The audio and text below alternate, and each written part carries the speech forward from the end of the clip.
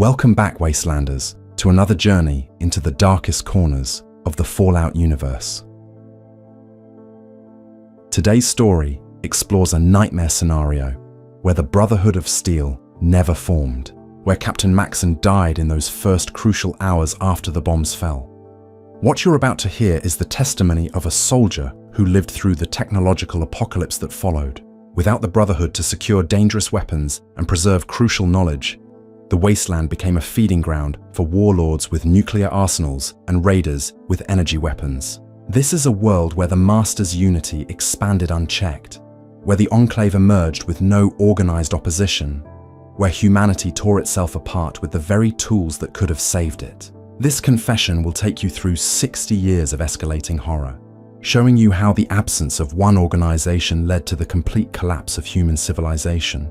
And if you genuinely enjoy this kind of dark storytelling, consider subscribing and liking the channel, but only if it truly resonates with you. My name is Sergeant Marcus Cole. I was there when it all went wrong. I was there when Captain Roger Maxson died in those first terrible hours after the bombs fell. And with him died humanity's last real chance for order in the Wasteland. You need to understand something before I continue this recording. What I'm about to tell you isn't in any history you've heard, because there's nobody left to write history books anymore. Just endless war, endless slaughter, and technology turned into a curse instead of salvation. October 23rd, 2077. We were stationed at Mariposa military base when the sirens started. Captain Maxson had just finished executing Colonel Spindle and Dr. Anderson for their FEV experiments 3 days prior. We thought we were heroes, standing up against the government's atrocities. We thought we'd already seen the worst humanity could do to itself. We were wrong, so terribly wrong. When the bombs started falling, Maxson tried to lead us out. He had this vision, you see. Even in those first chaotic hours, he was talking about preserving technology, about creating something new from the ashes of the old world. He called it a brotherhood, a new order that would shepherd humanity through the darkness. But as we tried to evacuate the base with our families, a secondary explosion from a nearby impact sent shrapnel through the convoy. I watched Captain Maxson bleed out in the irradiated dust, his wife trying to hold his wounds closed while his young son screamed. Without his leadership, without his vision, we scattered like roaches when the light comes on. Some of us made it to Lost Hills bunker. We thought we could carry on without him, but we were just scared soldiers without a mission. No grand purpose, no unifying philosophy. Within 6 months, the bunker descended into infighting. Different factions formed, each claiming they knew what Maxson would have wanted. By the end of the first year, we'd turned our guns on each other. I barely escaped with my life when Lieutenant Morrison's faction decided anyone who disagreed with militaristic expansion was a traitor. Without the Brotherhood of Steel to secure them, military installations across California became graveyards of unleashed horror. I've walked through the ruins for 50 years now, watching what happened when nobody was there to lock away the weapons that should have stayed buried. The National Guard depots, the research facilities, the missile silos, all of them cracked open like eggs by desperate survivors who had no idea what they were unleashing. I remember the first time I saw what unchecked FEV did when there was no Brotherhood to contain Mariposa. The place should have been sealed forever after Maxson died, but nobody coordinated that effort. By 2080, scavenger groups had broken in, looking for weapons and supplies. They found the vats. Some fell in by accident. Others were pushed by their so-called friends who wanted to see what would happen. Without any organized force to stop him, Richard Gray didn't just become the Master. He became something far worse, because there was nobody to slow his expansion. The unity spread like wildfire through California. No Brotherhood Paladins in power armor to hold the line. No Scribes studying the FEV to understand its weaknesses. The Master's super mutants swept through the hub in 2130 instead of 2161. They took Junktown a year later. The Boneyard fell in 2133. Every major settlement that might have survived, that might have rebuilt civilization, was either converted or slaughtered within a decade of the Master beginning his work. You have to understand what it was like watching the unity grow without opposition. In the real timeline you might have heard about, the Brotherhood helped the Vault Dweller stop the Master in 2162.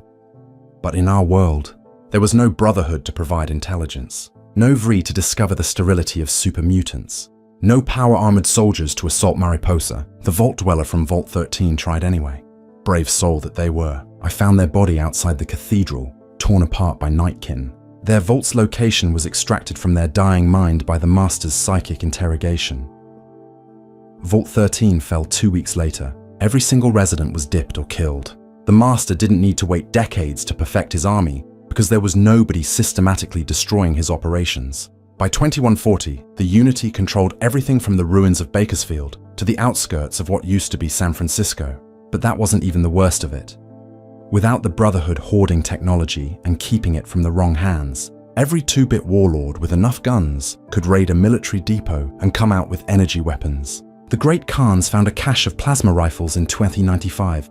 The Vipers discovered pulse grenades. Even the Jackals stumbled upon a half-functioning tactical nuclear device. Can you imagine raiders with that kind of firepower and absolutely no one organized enough to stop them? I watched the Khans use those plasma rifles to carve out an empire in the ruins of Vegas. Not the Vegas you might know from other stories, where Mr. House saved the city. No, House's robots were overwhelmed when the Khans showed up with military-grade weapons and no Brotherhood to have previously cleared out the nearby arsenals. They melted through his Securitrons like butter, dragged House's life support chamber into the desert, and left him to die under the sun while they carved up his city. The thing about technology is that it's only as good or evil as the people who use it. Captain Maxon understood that. He wanted to create an organization that would preserve it, study it, and most importantly, keep it from people who would abuse it. Without him, without the Brotherhood, every piece of pre-war tech became a weapon in the hands of madmen and psychopaths. Met a trader once who told me about finding an intact robotics disposal yard in 2144. Brotherhood would have secured it, catalogued it, made sure the robots were properly contained or destroyed. Instead, some raider gang calling themselves the Circuit Breakers hacked into the mainframe with a pre-war manual they couldn't even properly read. They activated 300 military combat robots with corrupted programming. Those machines killed everything in a 50-mile radius before their power cells finally died. Men, women, children, Brahmin, even the raiders who activated them. The machines didn't discriminate. The Brotherhood's absence created a power vacuum that was filled by the worst possible alternatives. In 2145, I encountered my first example of what happens when military technology spreads without control.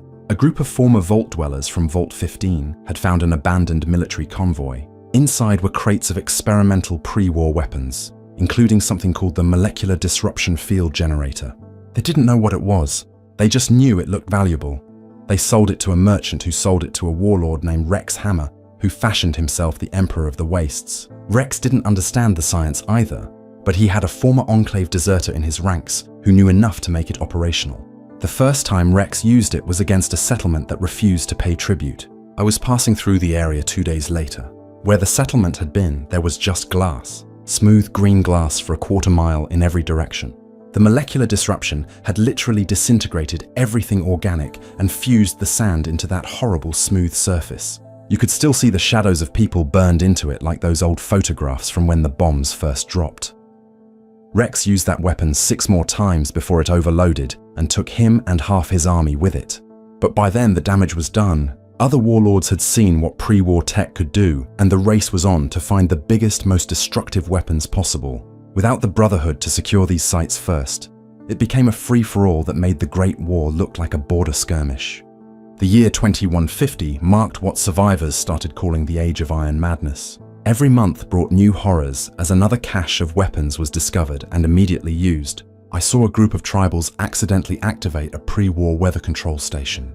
They were just looking for scrap metal, but instead triggered an atmospheric manipulation sequence that created radioactive tornadoes. Those storms raged for 3 months, tearing across the wasteland and spreading fallout into areas that had finally started to recover from the original bombs. Without the Brotherhood's knowledge and expertise, nobody knew how to shut it down. The NCR, or what was trying to become the NCR, sent their best and brightest to the station. None of them came back. The storms only stopped when the station's reactor finally melted down, creating a new glowing sea right in the middle of what should have been prime farming land. That same year, I witnessed firsthand what happened when power armor technology spread unchecked. The Brotherhood would have controlled its distribution, maintained strict protocols about who could use it and how. Instead, a raider boss named Sarah the Scorcher found a military depot with 24 pristine T-51B suits. She didn't have the training manuals the Brotherhood would have preserved, didn't understand the hydraulic pressure systems or the fusion core management. Her raiders just climbed in and started using them like medieval plate mail. The first one to die was crushed by his own suit when he damaged the hydraulic controls in combat. The armor literally folded in on itself with him inside. I can still hear the screaming, then the wet crunch when the chest piece compressed. Another raider tried to hotwire a damaged suit and created a feedback loop that cooked him alive inside the armor. The smell of roasted meat lingered for days, but the ones who figured out the basics became nearly unstoppable. Sarah's power-armored raiders swept through 3 settlements in a week. No militia could stop them. No wall could hold them. They were like titans among men until they ran into the Scorpion Gang, who had found their own cache of anti-tank weapons. The battle between those two groups leveled what was left of Barstow and irradiated the groundwater for miles around. The Master watched all of this chaos and simply absorbed it into his growing unity. Without the Brotherhood to oppose him, he had time to perfect his methods. By 2155, he had developed new strains of FEV. Not just the super mutants you might have heard about, but worse things. Creatures that could think and plan, but were completely enslaved to his will. He started capturing the warlords with their stolen technology and converting them, adding their knowledge and resources to the Unity. I remember hiding in the ruins of an old library when a Unity patrol passed by. They weren't like the super mutants from other timelines who might show some independence or personality. These were perfectly synchronized, moving in formations that no human military ever achieved. They had absorbed so many brilliant minds without opposition that they had become tactically perfect. They used pre-war military strategies combined with post-war adaptability. They were unstoppable. By 2160, the Unity controlled most of the American Southwest. But then, something else emerged from the east. Something that made even the Master's army pause. Without the Brotherhood to later oppose them in the capital Wasteland, the Enclave had spent those decades building strength completely unmolested. They emerged from Raven Rock with technology that made everything the Wasteland warlords had found look like toys.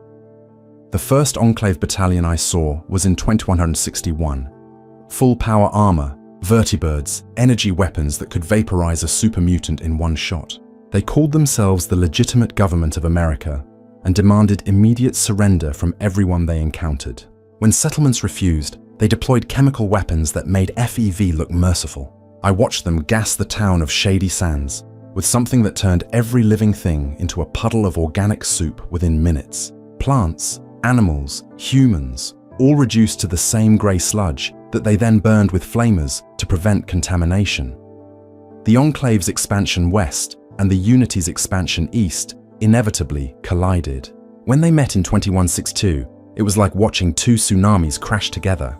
The Master's psychic abilities against the Enclave's advanced technology. Super mutants with stolen heavy weapons against Enclave soldiers with powered armor that made T-51B look like tin cans. The battleground stretched across Nevada and Utah, turning entire regions into burnt wasteland where nothing would grow for decades.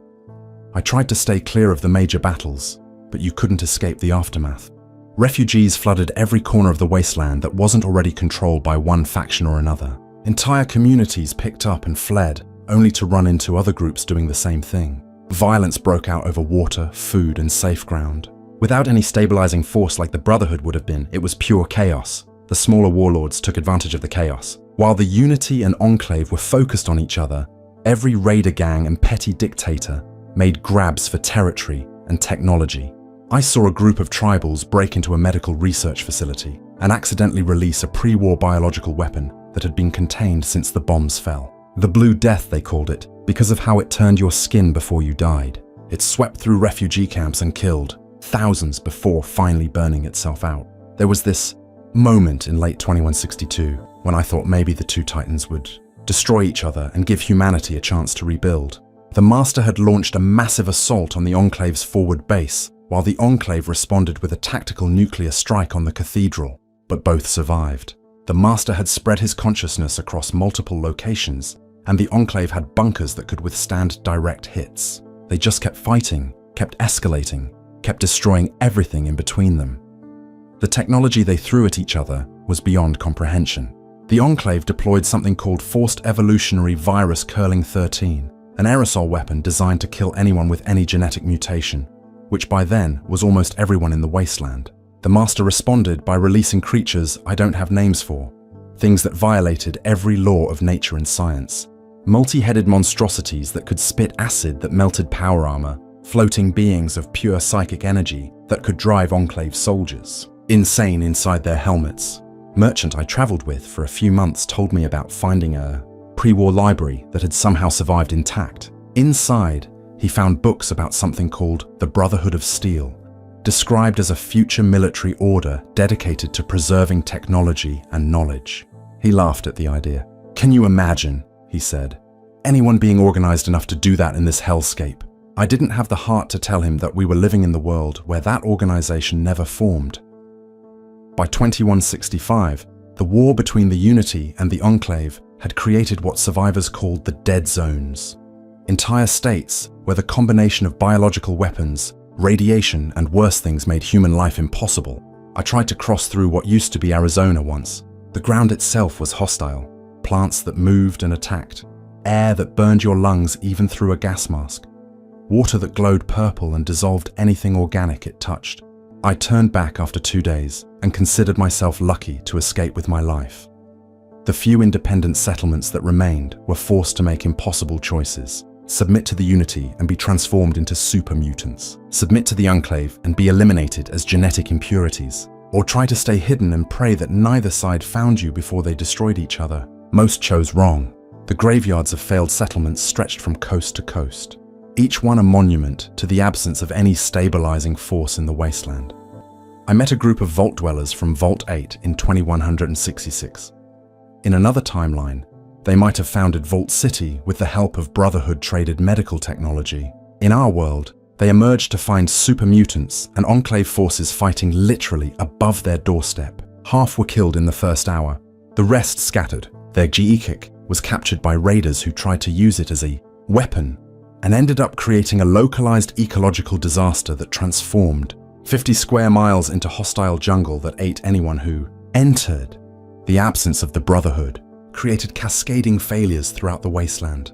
Technologies that should have been preserved and studied were instead weaponized and destroyed. Knowledge that could have rebuilt civilization was lost in the endless warfare. The Brotherhood would have been educators, preservers, a shield against the worst impulses of desperate humanity. Without them, we got only the worst. What really haunts me is how preventable it all was. If Captain Maxon had lived just a few more years, if he had established the Brotherhood's foundations, everything would have been different. The Unity would have faced organized opposition from the beginning. The Enclave would have encountered a force that understood their technology and could counter it. The raiders and warlords would have found empty bunkers instead of weapons caches. Civilization might have had a chance. Instead, I watched the world tear itself apart with the very tools that could have saved it. By 2167, the war between the Unity and the Enclave had evolved into something beyond conventional conflict. Both sides had started deploying weapons that shouldn't exist. Things pulled from the deepest black site vaults and experimental programs that even the pre-war government had deemed too dangerous to use. The Master had discovered something in the ruins of West Tech that changed everything. Without the Brotherhood to have previously secured and studied the facility, he had unrestricted access to all their research. Not just FEV, but something called Project Chrysalis.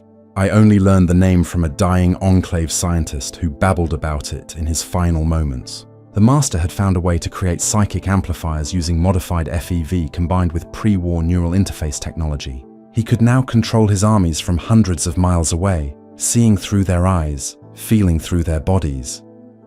I witnessed one of these new Unity assaults firsthand in the ruins of Salt Lake City. The super mutants moved like a single organism, perfectly coordinated down to the millisecond. When one fell, the others adjusted instantly. No confusion, no hesitation. They swept through Enclave positions like water through a broken dam.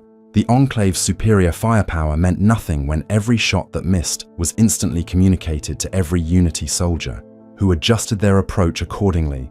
The Enclave's response was to dig deeper into their own pre-war archives. They pulled out something called Project Archimedes, not the version you might have heard about with orbital lasers, but something worse. They had found a way to weaponize the Van Allen radiation belts themselves. They could call down focused beams of cosmic radiation that would cook anything organic from the inside out. while leaving structures intact. The first test was on a Unity stronghold in Colorado. When I passed through the area months later, the building stood perfect and untouched, filled with the crystallized remains of super mutants who had been turned into statues of irradiated carbon. Without the Brotherhood to serve as a moderating force, to provide an alternative to these two extremes, regular humans were caught in an ever-tightening vice. Communities that had survived since the bombs fell were forced to choose sides or be destroyed.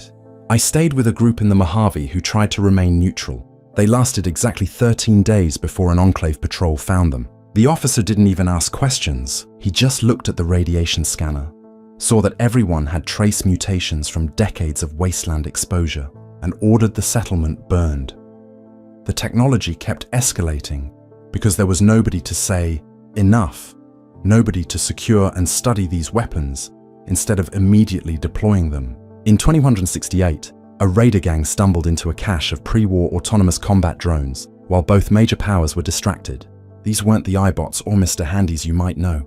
These were military-grade hunter-killers with adaptive AI that learned from every engagement. The raiders activated them thinking they'd found an army. Instead, the drones identified all humans as hostiles and began systematic extermination.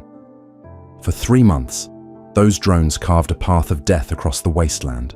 They would hit a settlement, kill everything that moved, then analyze the tactics used to try to stop them and adapt. By the end, they were practically invincible to small arms fire and had learned to anticipate human behavior patterns. It took a combined Unity and Enclave force to finally stop them. One of the few times the two powers worked together, and even then, we lost thousands. The drone incident taught both sides a terrible lesson that without the Brotherhood's philosophy of careful study and controlled distribution, technology was just another weapon to be grabbed and used. The Unity began creating cyber-modified super mutants, abominations with pre-war military computers grafted into their brains. The Enclave responded with something they called Genesis soldiers, humans so heavily modified with cybernetics and genetic manipulation that calling them human was generous at best. I encountered one of these Genesis soldiers in 2169. It had been separated from its unit and was slowly dying from rejection syndrome, its body fighting against its own modifications. It couldn't remove its helmet because the helmet was part of its skull. It begged me to kill it, said it could feel every nerve ending that had been replaced with circuitry, burning constantly. I put a bullet through its brainstem, the only part still human enough to die properly. In its final moments, it whispered a name, someone it remembered from before the modifications. That person had been dead for 50 years. The psychological warfare was almost worse than the physical destruction. The Master had learned to broadcast psychic signals that could drive unprotected humans insane. Entire settlements would tear each other apart in induced rage or curl up and die from artificially implanted despair. The Enclave countered with wide area deployment of psychoactive chemicals that removed the ability to feel fear or pain, but also most higher reasoning. I saw Enclave-dosed civilians charge super mutant positions with their bare hands, laughing as they were torn apart. There's a special kind of horror in watching humanity's greatest achievements turned into instruments of annihilation. Pre-war America had created wonders, technologies that could have rebuilt the world. Instead, without anyone to preserve and protect them, they became nothing more than bigger clubs for cavemen to beat each other with. The Brotherhood would have been custodians of this knowledge, keeping it safe until humanity was ready. Without them, we proved we were never ready. In 2170, I met a woman named Sarah who claimed to be from a vault where the experiment was to preserve pre-war scientific knowledge. Vault 18, she called it. The overseer had decided to open the vault and share their knowledge to help rebuild. They had medical technology, agricultural science, water purification systems, everything a recovering world needed. The first group they encountered was Unity Scouts. The super mutants didn't want their knowledge. They wanted their bodies for conversion. The few who escaped, including Sarah, then ran into an Enclave patrol. The Enclave didn't want their knowledge either. They wanted them dead for genetic impurity. Sarah survived by hiding in a radstorm that killed her companions, but that her vault suit protected against. She had a data pad with her containing the sum of her vault's knowledge. She gave it to me before dying from radiation poisoning 3 days later. I tried to find someone, anyone who could use the information. Every scientist I found was already enslaved to one faction or another. Every independent settlement was too focused on immediate survival to think about long-term rebuilding. That datapad represented centuries of accumulated knowledge, and it died with a raider's bullet when he shot me for my water and didn't even bother checking what else I carried. The concept of controlled technology, of careful study and gradual reintroduction, was completely alien to this world. When someone found a new weapon, they used it immediately, consequences be damned. I watched a settlement discover a cache of mini-nukes and immediately fire them all at a nearby raider camp. The explosion destabilized an underground fault line and created an earthquake that leveled both the settlement and 3 others nearby. The raiders they were targeting had moved on 2 days earlier. By 2171, the Wasteland had become stratified into zones of control and zones of chaos. The Unity controlled the West, the Enclave held the East, and in between was a no-man's land of competing warlords, desperate refugees, and increasingly hostile mutations. The FEV had spread far beyond its original sources, carried by wind and water and the bodies of the dead. Creatures emerged that defied classification, things that seemed to exist just to cause suffering. I encountered something the locals called a shriek in the ruins of Denver. It might have been human once, or maybe several humans fused together by radiation and FEV. It had multiple mouths that all screamed in different pitches, creating a sound that could shatter glass and burst eardrums. But worse was what the sound did to your mind. It induced hallucinations, made you see dead loved ones, hear voices of people you'd failed to save. 3 of my traveling companions killed themselves after exposure to that thing. I only survived by stuffing my ears with cloth and Radaway gel, and even then, I heard those screams in my dreams for years. The Master's evolution hadn't stopped at psychic powers. By 2172, he had learned to create what he called Unity nodes, biological transmitters made from modified human brains that could extend his consciousness across the continent. Each node was a person, or what had been a person, kept alive in a tank of FEV-enriched fluid, their brain rewired to serve as a relay station. The process was irreversible, and the victims remained conscious, trapped in their own minds, while the Master used their neural pathways as communication highways.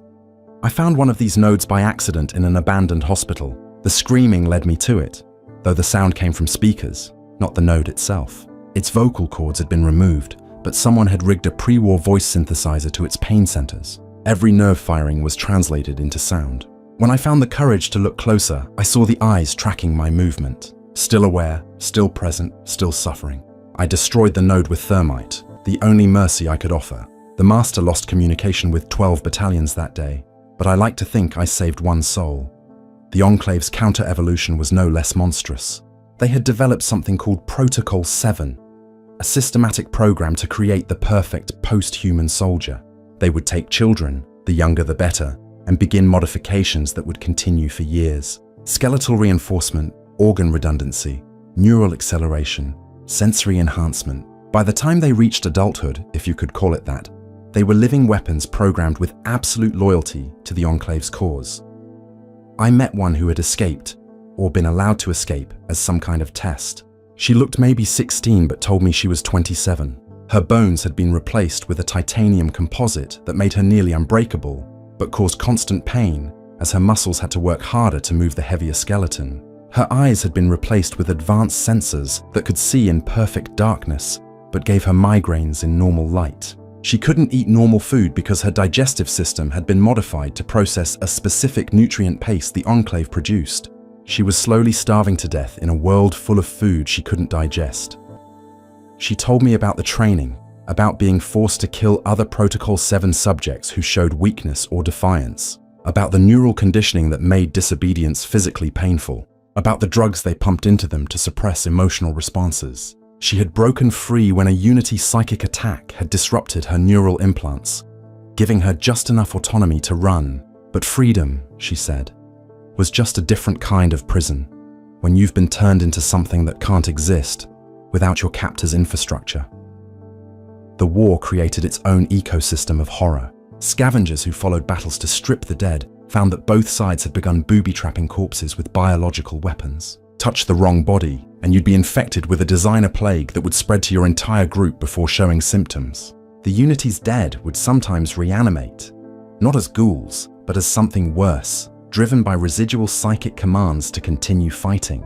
The Enclave's Genesis soldiers had fail-safe devices that would detonate if their vital signs ceased, turning their corpses into chemical bombs. I learned to recognize the signs of recent battles. The color of the sky would change from the chemicals released. The ground would be glass or turn to something with the consistency of tar. You'd find shadows burned into walls. But unlike atomic shadows, these would move when you weren't looking directly at them. Some kind of psychic residue from the Unity's weapons. Birds avoided these areas completely. Even radroaches, who would eat anything and survive anywhere, stayed clear. The chemical weapons were perhaps the worst aspect of this war without rules. Without any organization trying to preserve some semblance of humanity, the Enclave had developed targeted biological agents that could distinguish between genetic markers. They would deploy these in areas suspected of harboring Unity sympathizers. The weapons would ignore pure-strain humans but would cause anyone with any level of mutation to literally melt from the inside out. I saw entire towns die in minutes, their only crime being 2 generations of Wasteland exposure. The Unity's response was to create what they called empathy bombs, psychic weapons that would force everyone in the blast radius to feel the combined suffering of every person who had ever died in that location. In places where battles had been fought, where settlements had been massacred, the psychic weight was unbearable. Strong-minded individuals might survive, but be permanently broken. Weaker ones would simply cease, their minds shutting down rather than process that level of pain. By 2173, non-aligned humans had become an endangered species. We existed in the margins, in the places too worthless for either side to claim. We developed our own culture of survival, never staying in one place too long, never gathering in groups large enough to be noticed. We had a saying, the day is Unity's, the night is Enclave's, and the shadows belong to the dead. It meant that Unity patrols dominated during daylight. Enclave operations happened under cover of darkness, and if you wanted to live, you existed in the spaces between, with the ghosts and the memories. I joined up with a caravan running supplies to the few independent settlements that remained. We called ourselves the Neutrals, though that was more aspiration than fact. You couldn't be truly neutral in a war that had consumed everything. We just tried to help who we could while avoiding drawing attention from either side. We had rules. Never carry technology advanced enough to be worth taking. Never travel in groups larger than 10. Never stay in one place longer than 3 days. Never ask anyone about their past.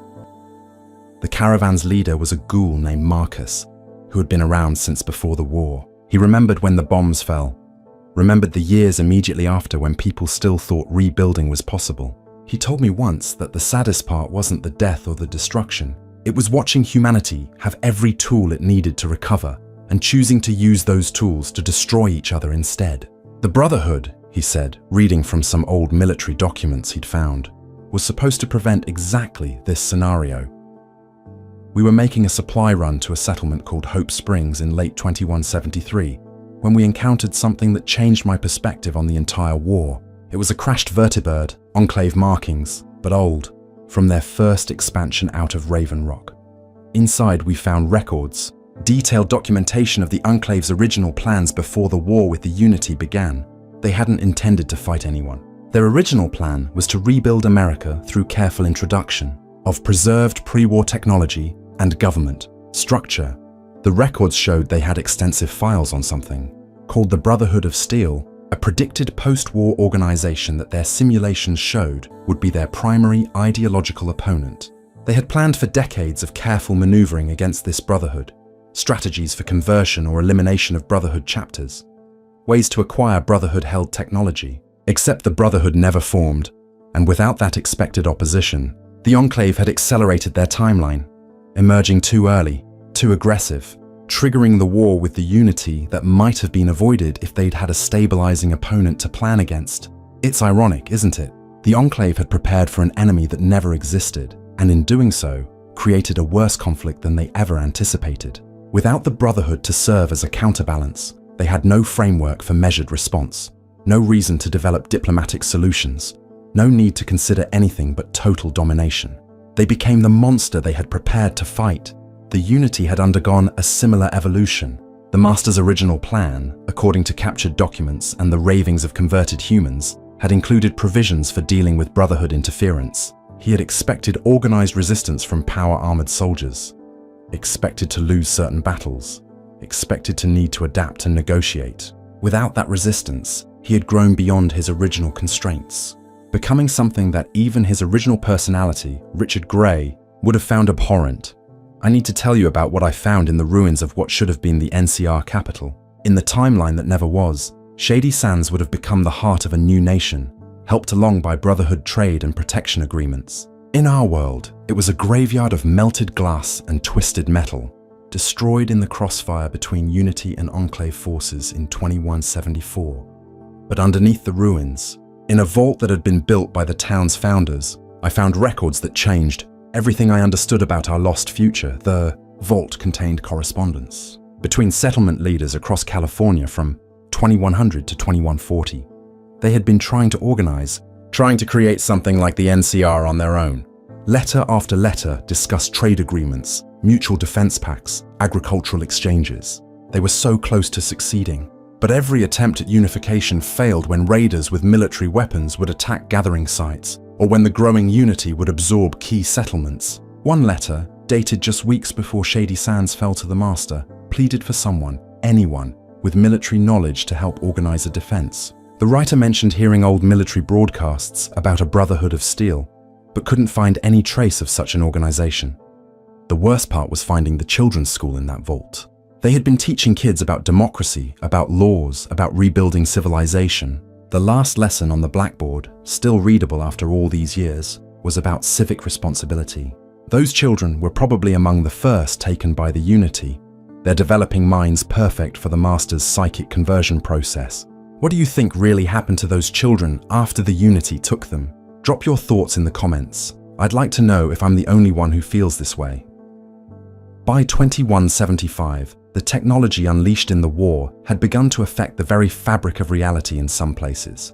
The concentrated use of experimental weapons, the interaction between FEV variants and radiation, the psychic energies released by the Unity, all of it combined to create zones where physics itself seemed broken. I entered one such zone near what used to be Hill Air Force Base in Utah. Inside, time moved differently. I watched a raider age to dust in seconds while standing next to a flower that remained frozen mid-bloom for the entire 3 days I was trapped there. These reality breaks were spreading. Without the Brotherhood's scientific knowledge to understand and contain them, they grew like cancers across the Wasteland. Some zones would duplicate anything that entered them, creating perfect copies with all the original's memories, but with something fundamentally wrong about them. I met my own duplicate once. It had all my memories, all my scars, but its eyes were wrong, showing depths that shouldn't exist in three-dimensional space. We stared at each other for a long moment before it walked backward into a reality tear and disappeared. The Enclave tried to study these anomalies, setting up research stations around the more stable ones, but their approach was purely militaristic, looking for ways to weaponize them rather than understand or contain them. I watched them try to direct a temporal anomaly at a Unity stronghold. Instead of erasing the supermutants from time as intended, it created infinite versions of them, each slightly different, all fighting each other and everyone else. That battle is still going on, as far as I know. Every day, new versions of the same supermutants emerge from the anomaly. Confused and violent, the Unity's response to the anomalies was to try to absorb them, to make them part of the Master's expanding consciousness. This had catastrophic results. I witnessed the aftermath of one such attempt where an entire Unity battalion had been psychically linked when they entered a reality break. The break had scrambled their consciousness across multiple dimensions. The survivors, if you could call them that, existed in several realities simultaneously, screaming from mouths that weren't always there, reaching with hands that phased in and out of existence. In 2176, I encountered something that made me understand just how far we had fallen from any hope of recovery.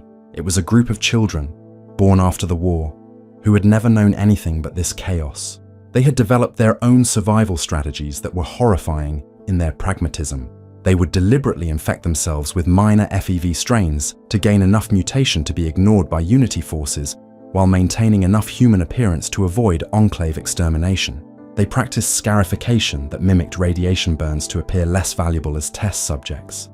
These children had no concept of the world that was lost. When I tried to tell them about trees that didn't try to eat you, about water that didn't glow, about a time when humans helped each other without expecting betrayal, they laughed. Not cruel laughter, but genuine amusement at what they saw as impossible fantasies. One girl, maybe 12 years old, explained to me very seriously that kindness was a luxury only the dead could afford.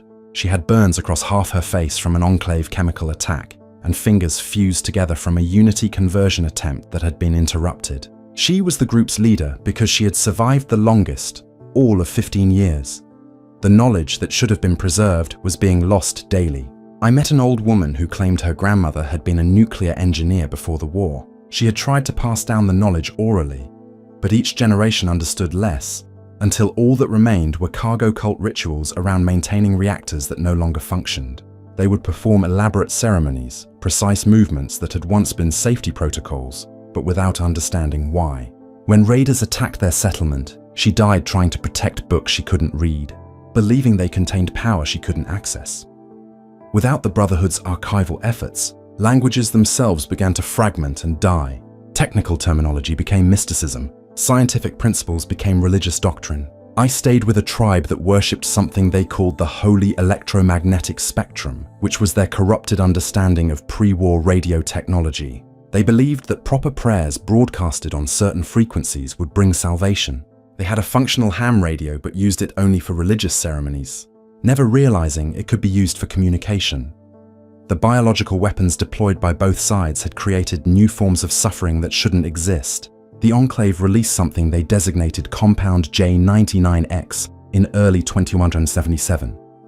It was designed to target the specific genetic markers the Unity used to identify potential conversion candidates. Instead, it created a plague that caused conscious necrosis. Victims remained fully aware as their bodies rotted from the inside out, a process that took weeks. The Unity's counterplague caused bone to continue growing long after the rest of the body died, creating forests of calcium spikes erupting from mass graves.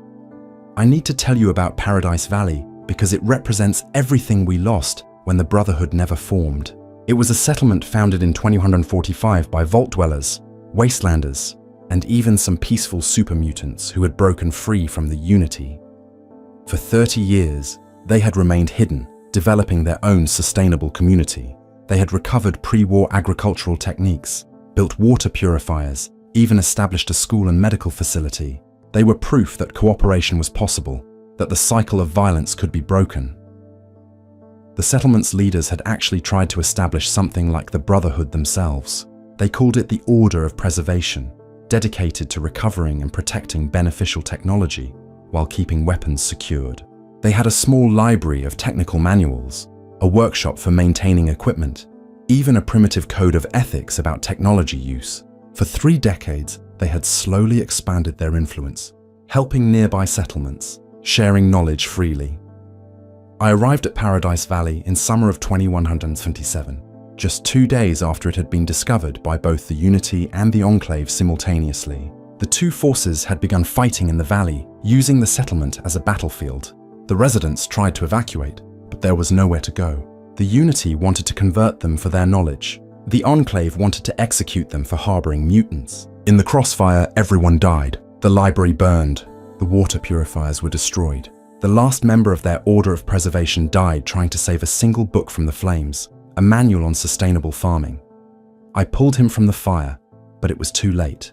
With his dying breath, he told me they had been so close to establishing contact with other preservation-minded groups, so close to creating a network that could have been what the Brotherhood should have been. He died believing they had failed because they weren't strong enough. He never understood that they had failed because they were alone, because the organization that should have existed to support them had never been born.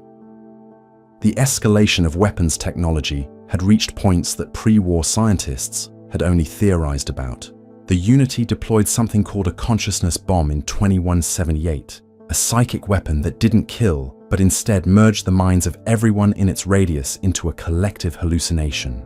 Entire cities became trapped in shared nightmares, their bodies catatonic, while their minds lived out infinite variations of suffering.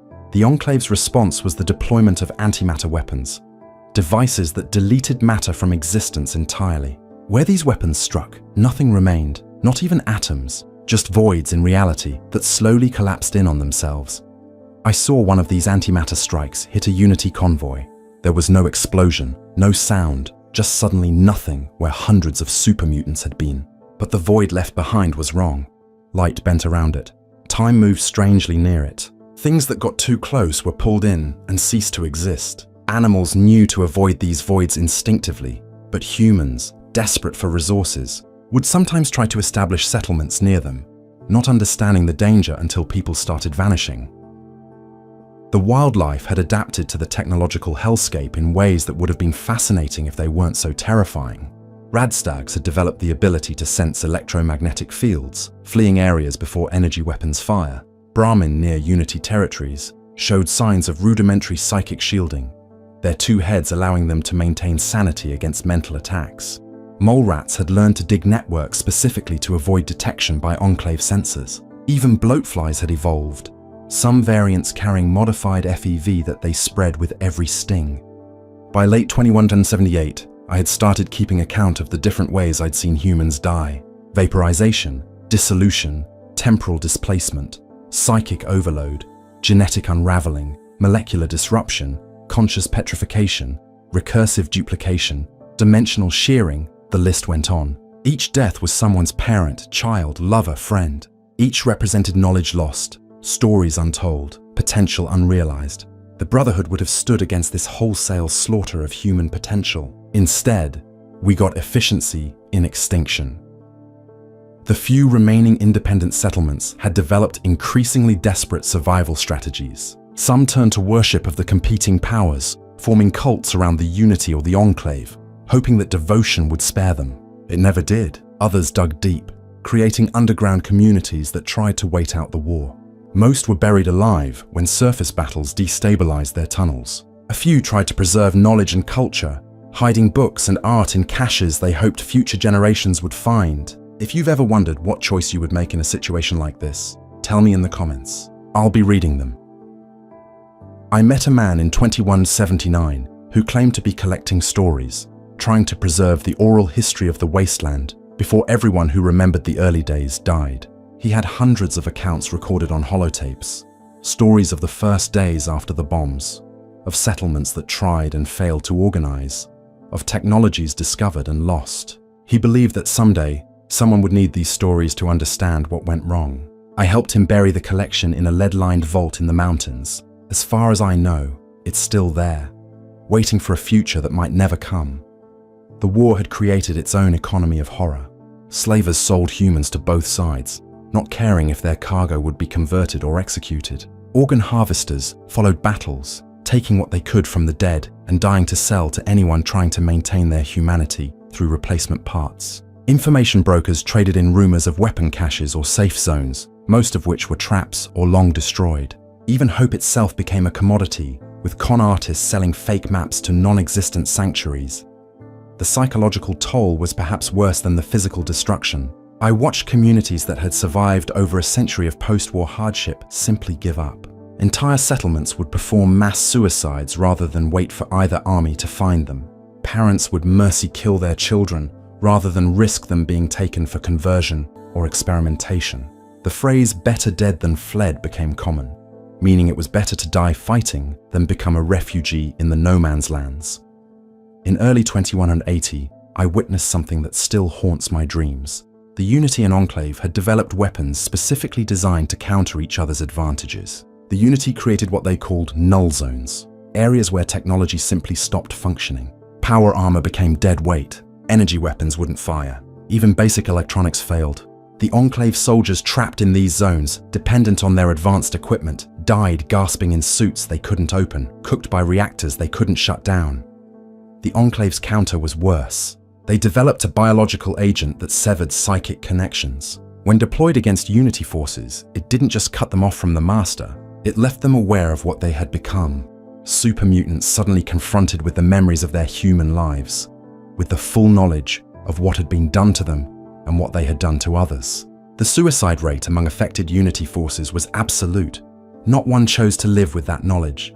These weapons didn't just destroy their targets, they destroyed any possibility of peace. Each escalation made negotiation less possible, compromise more unthinkable.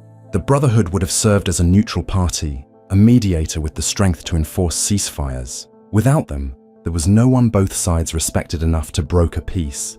No organization with the moral authority to say, enough.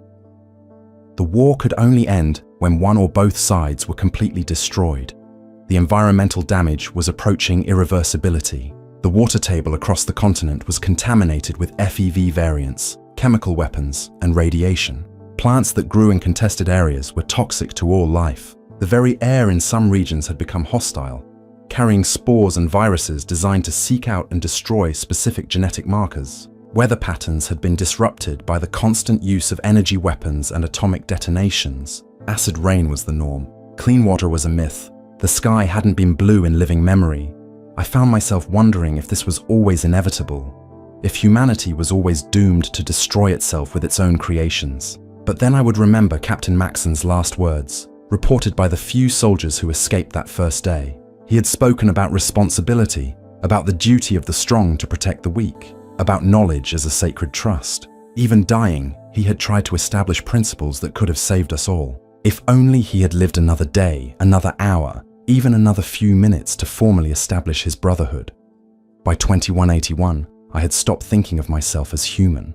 Not because I had been modified or mutated, but because humanity itself had become meaningless. What does it mean to be human when every aspect of human nature has been weaponized? When compassion is a weakness that gets you killed? When the only successful survival strategy is to become as monstrous as the world around you?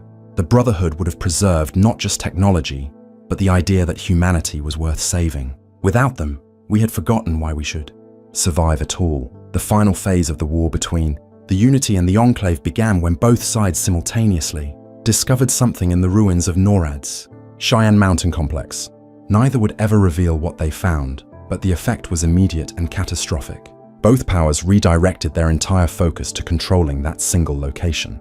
The battles that followed made everything before look like border skirmishes.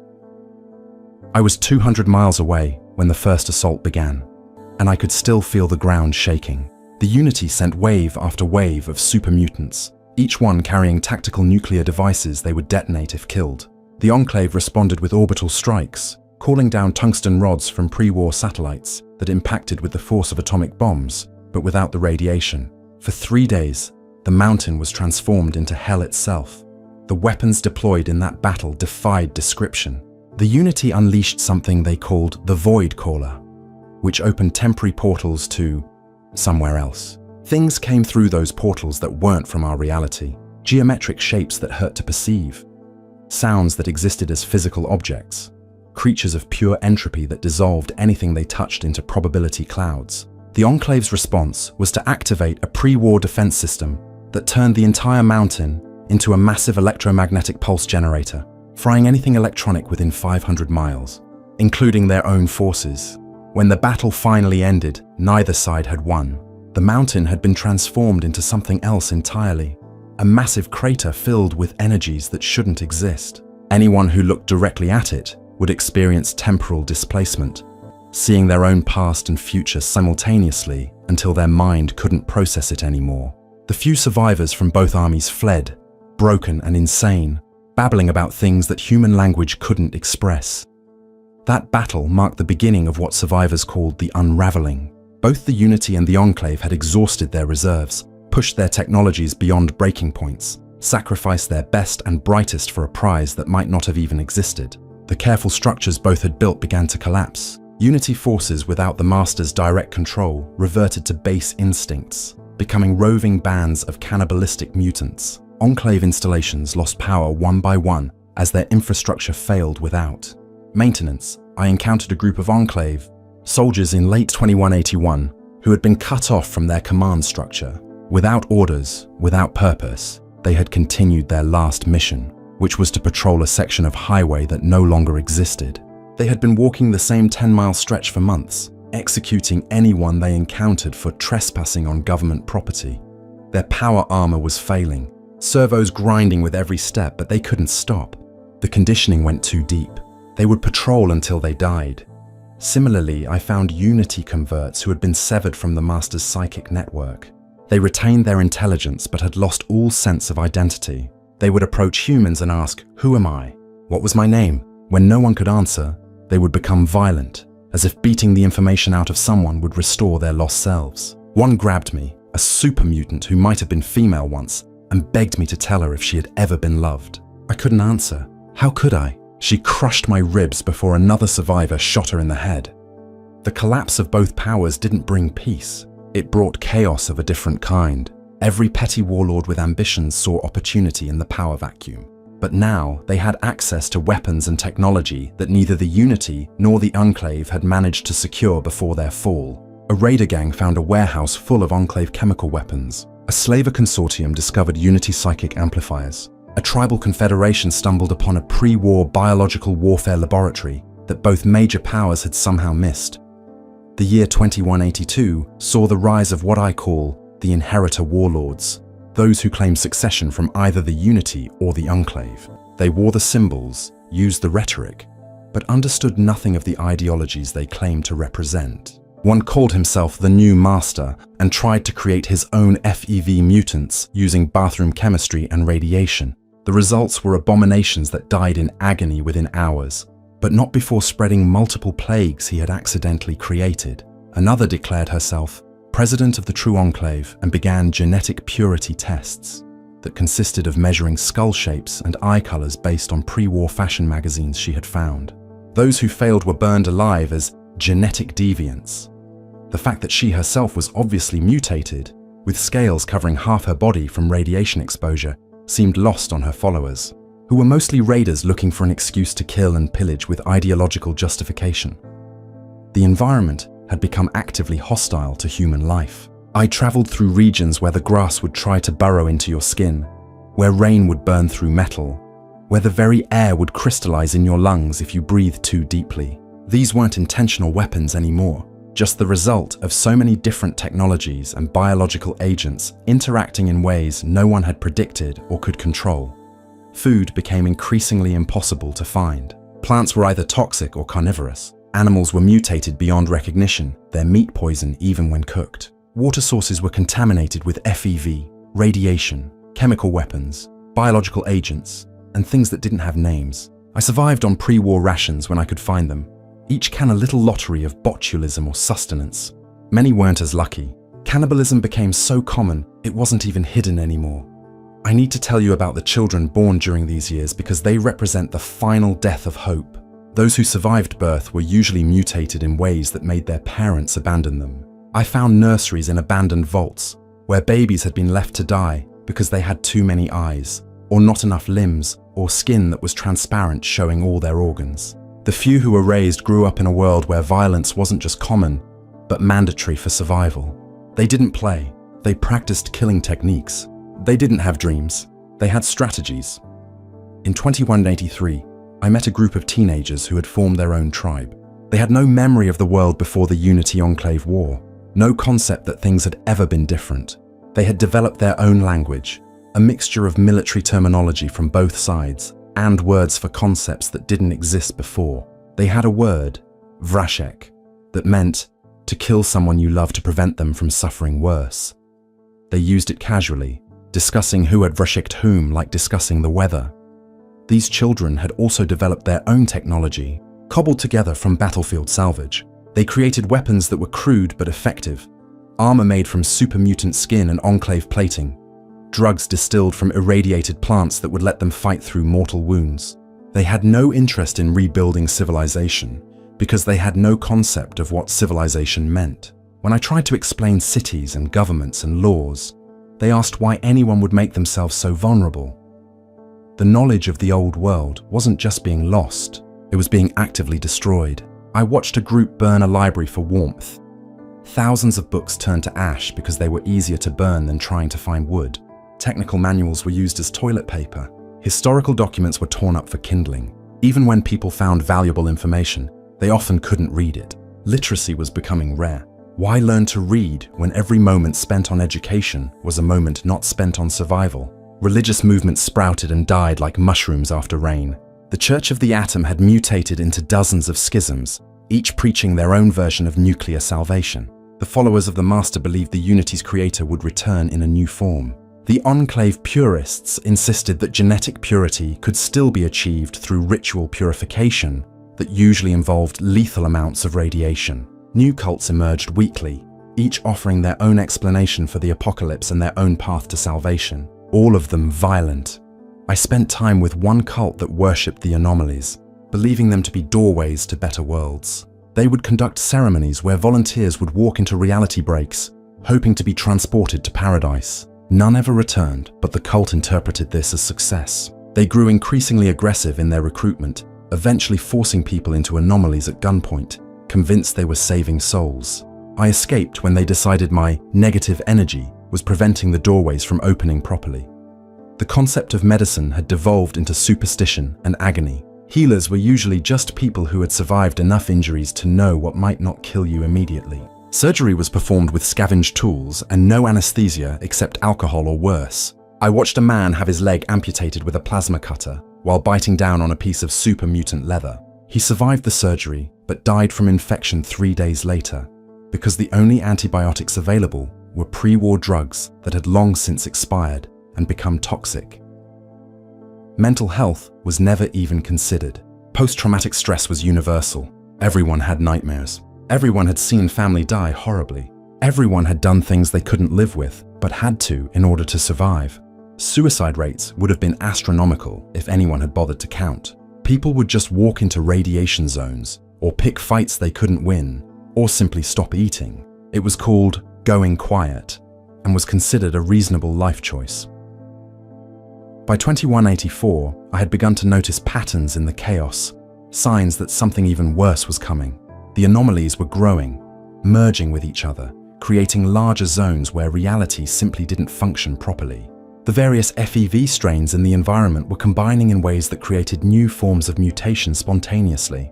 Ghouls were developing psychic abilities. Super mutants were growing additional organs with unknown functions. Humans exposed to certain combinations of radiation and chemicals were transforming into things that shouldn't be able to exist. Encountered a woman who had been exposed to a unique combination of Unity psychic energy and Enclave chemical weapons. She existed in multiple timelines simultaneously, able to see and interact with versions of reality where different choices had been made. She told me about a world where the Brotherhood of Steel had formed and prevented all of this. She described their citadel, their preservation of knowledge, their role in rebuilding civilization. Then she screamed as that timeline collapsed and she was pulled back into our nightmare. She begged me to kill her before disappearing entirely, shifting to another timeline I couldn't perceive.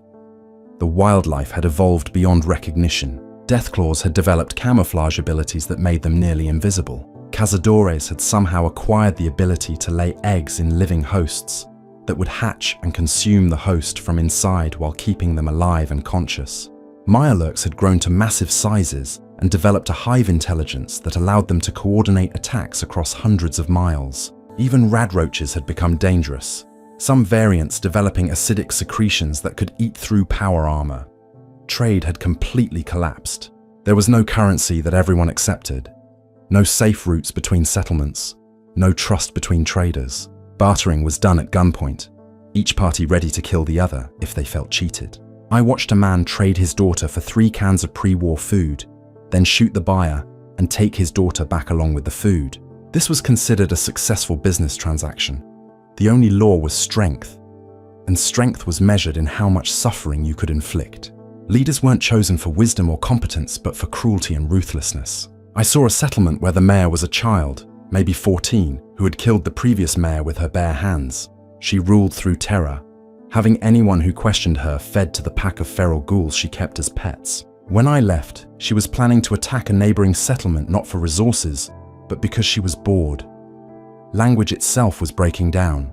Without schools, without books, without any standardization, dialects were emerging that were mutually incomprehensible. Technical terms were forgotten or changed meaning. Scientific concepts became mythology. I met groups that had been separated by less than 50 miles, who could no longer understand each other's speech. Communication failures led to violence more often than not, each group assuming the other was speaking in code or casting curses.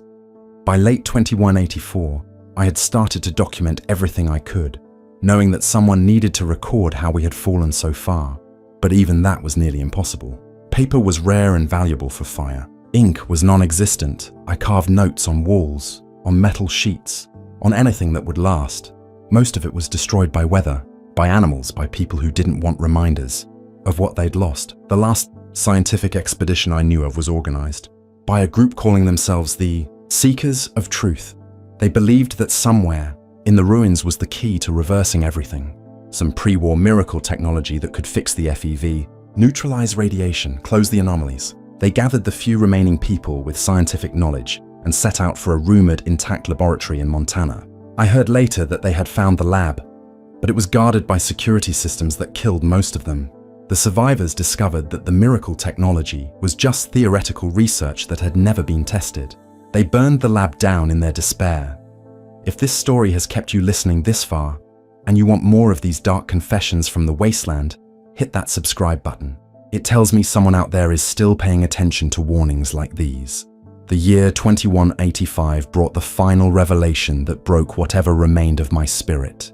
I discovered a bunker, sealed since the war, containing a complete archive of Roger Maxon's personal writings that he had started just days before his death. These weren't military reports or technical documents. They were his private thoughts about what he intended to build, what the Brotherhood of Steel was meant to become. Reading them was like looking at the blueprint for a heart, while standing in an ocean of blood. Maxon had envisioned the Brotherhood as more than just technology hoarders. He saw them as teachers eventually. Once humanity had proven itself ready, the Brotherhood would have shared its knowledge freely, would have rebuilt the universities and libraries, would have ensured that technology served humanity rather than destroying it. He wrote about mandatory ethical education for every Brotherhood member, about the responsibility that came with power, about the sacred duty to preserve human dignity even in warfare. Every word was a dagger reminding me of what we had lost. But the cruelest discovery was his final entry, written hours before the evacuation that would kill him. He had outlined a complete organizational structure, a ranking system, even philosophical principles that would guide the Brotherhood for centuries. He had planned for succession, for expansion, for the eventual integration with recovering human settlements. If he had lived just long enough to formally establish these structures, to pass them on to his lieutenants, everything would have been different. Instead, those ideas died with him in the radioactive dust. I need to tell you about the last days of the Unity, because they represent the ultimate corruption of what should have been prevented. By 2185, the Master had evolved beyond any physical form, existing as a distributed consciousness across thousands of converted beings. But without organized opposition to keep him focused, he had gone completely insane. The various parts of his consciousness had developed different personalities, different goals, and they were at war with each other.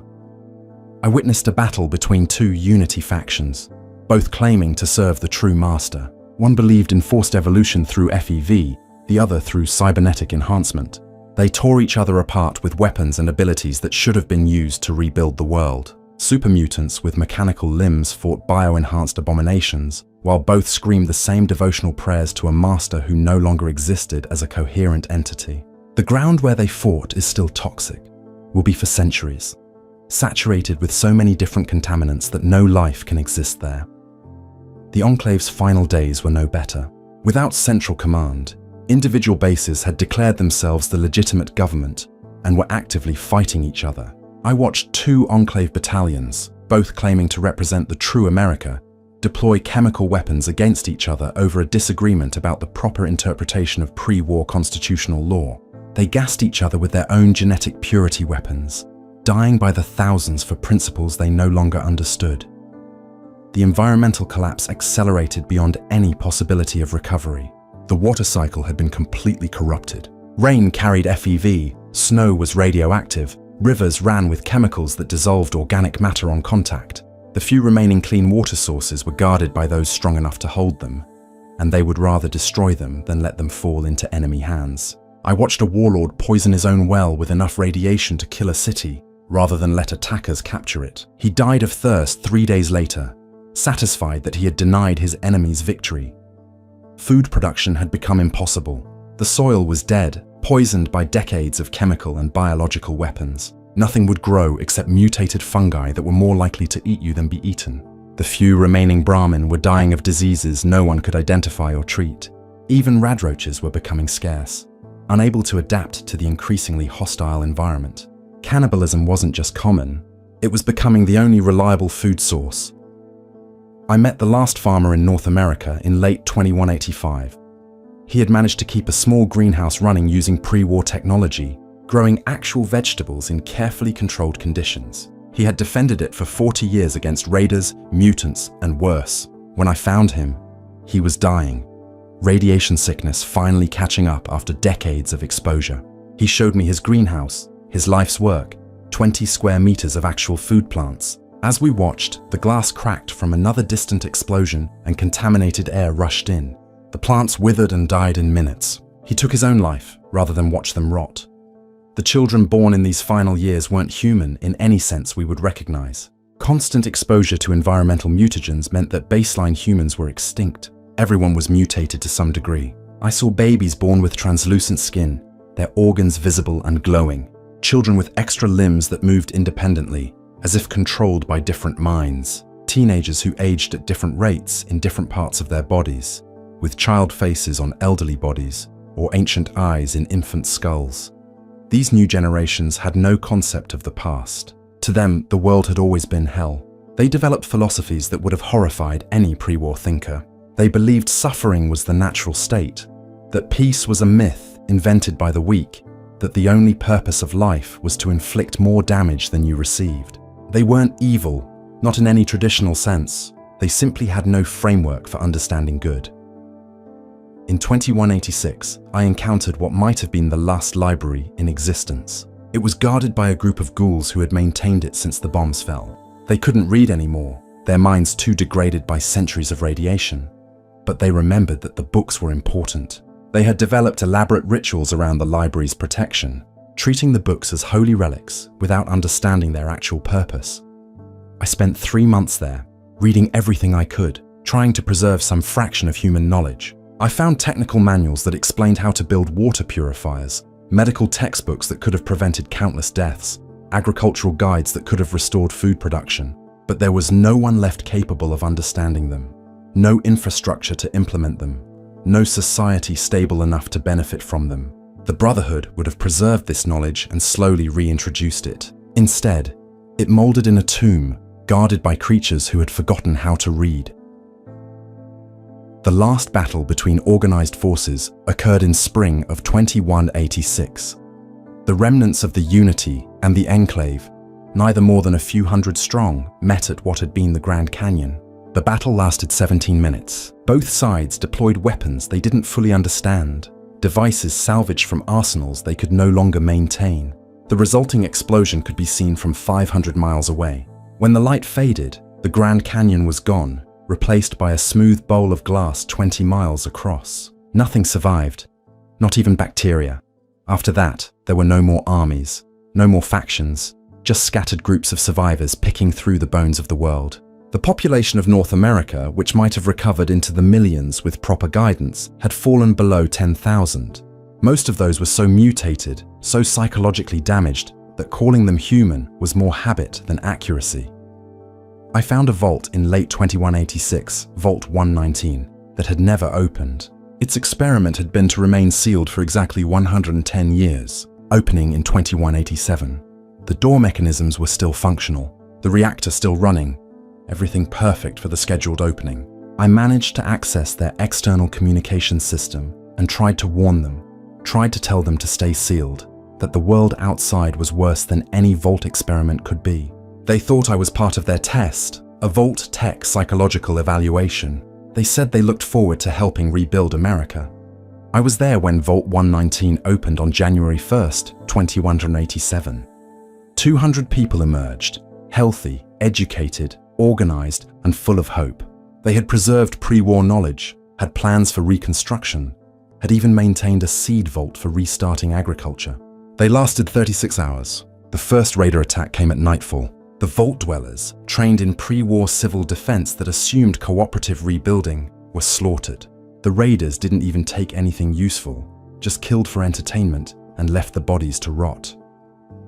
The seed vault's contents were scattered to the wind by raiders who thought they might be drugs. Centuries of carefully preserved genetic material, the key to restoring agriculture, was lost in minutes. I tried to gather what I could, but the seeds were already contaminated by the toxic environment. When I tried to plant some in a controlled environment I had constructed, They grew into things that bore no resemblance to food plants. One produced fruit that exploded when ripe. Another grew roots that sought out and strangled any other plant nearby. By 2187, I had become something I didn't recognize. I had survived by doing things that would have horrified the person I used to be. I had killed for food, for water, for shelter. I had left wounded allies behind because helping them would slow me down. I had watched children die and done nothing because saving them would have attracted attention. I wasn't human anymore, just another predator in a world of predators. The last scientific mind I met was a woman who had been a Brotherhood scribe in the timeline she claimed to half remember through recurring dreams. She insisted that in another reality, she had helped develop a cure for FEV, had worked with elder lions to distribute clean water to the capital Wasteland, had seen humanity begin to recover. In our world, she was dying of 12 different cancers, using her last days to try to build a water purifier from scrap metal and half-remembered training. It didn't work. Nothing worked anymore. The anomalies had grown to cover entire states. There were regions where entering meant never leaving, where the laws of physics were suggestions at best. I skirted the edge of one such zone and saw impossible things. Water flowing upward, fires that froze things, creatures that existed in states between life and death. At the center of the largest anomaly, something was growing, something vast and wrong that hurt to perceive even from miles away. Some survivors had started worshipping it as a god. Maybe they were right. Maybe it was what we deserved. Language had degraded to the point where complex ideas couldn't be expressed anymore. The concepts needed to rebuild civilization, words like democracy, justice, cooperation, had no meaning to anyone still alive. The new languages that emerged were focused entirely on survival, violence, and suffering. They had 17 words for different types of pain, but none for love. They could describe 100 ways to kill, but had no word for healing. I discovered the last functioning computer terminal in 2188, in a bunker that had somehow maintained power through a geothermal tap. It contained the complete archives of human history, every war, every peace, every achievement and failure of our species.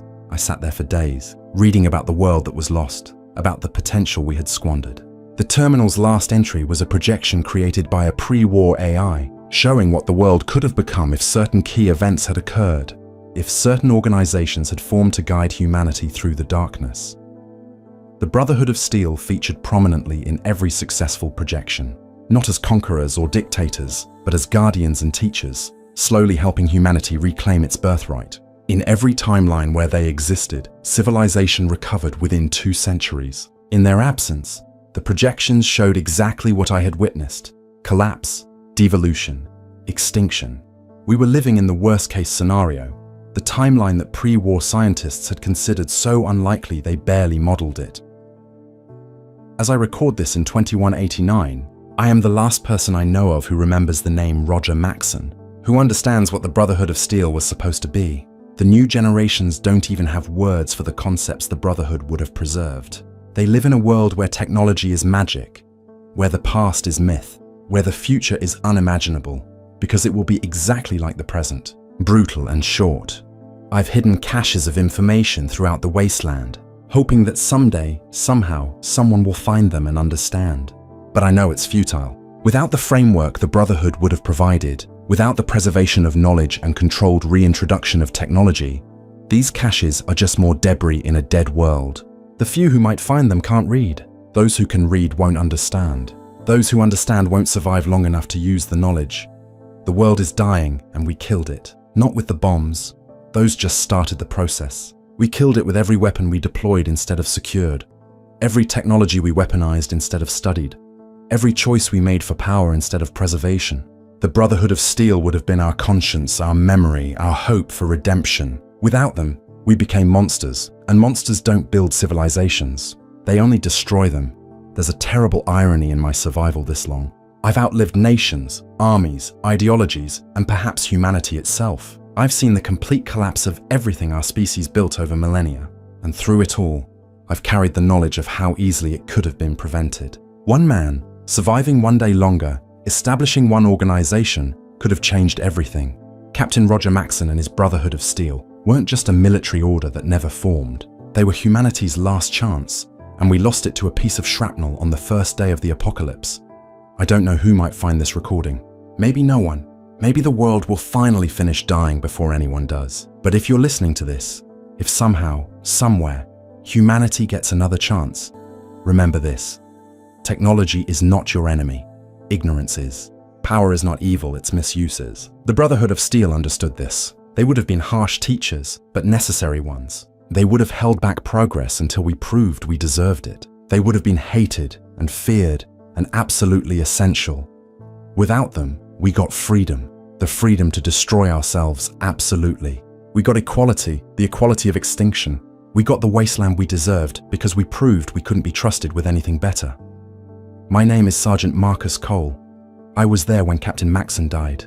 I've spent 60 years watching the world pay for that loss. This is my testimony. This is my warning. This is my confession. The Brotherhood of Steel never existed, and that's why humanity never survived.